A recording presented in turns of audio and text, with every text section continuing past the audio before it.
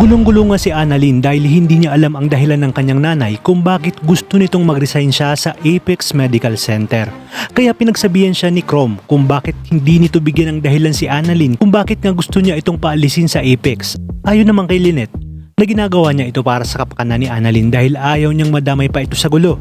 Tinanong naman siya ni Chrome kung para ba talaga kay Annalyn ang ginagawa niya o para lamang sa kanyang sarili dahil nga galit siya kay Doc Tanyag. Sa kabilang banda, pinayuhan naman ni Doc Meneses si Doc Tanyag na kung ayaw na ni Lynette ay tigilan niya na ito dahil nagugulo lang ang buhay ng mag-ina. Kinabukasan ay pinuntahan ni Lynette si Annalyn sa Apex Medical Center at pilit nga itong pinapauwi. Ngunit ayaw naman ni Annalyn. Dito na nga sinabi ni Annalyn sa kanya na kung may problema siya kay Ma'am Moira ay sabihin niya na dito. Hindi daw yung nadadamay pa pati ang pangarap niya. At dahil nga sa mapilit itong si Lynette ay naririnig na nga ang pagtatalo nila sa ospital.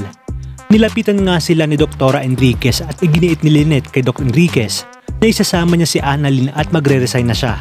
Ngunit sinabi naman ni Dr. Enriquez na dapat gawin ito sa tamang paraan at kinakailangang kausapin ni Lynette ang medical director ng ospital na si Doc Tanyag.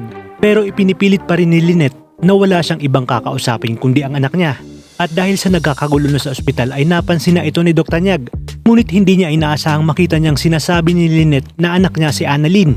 Kung kaya't nagiging isang malaking palaisipang kay Doc Tanyag na marahil totoo ang mga sinabi sa kanya noon ni Lynette tungkol sa pagbubuntis nito at marahil nga na anak niya si Annalyn kay Lynette.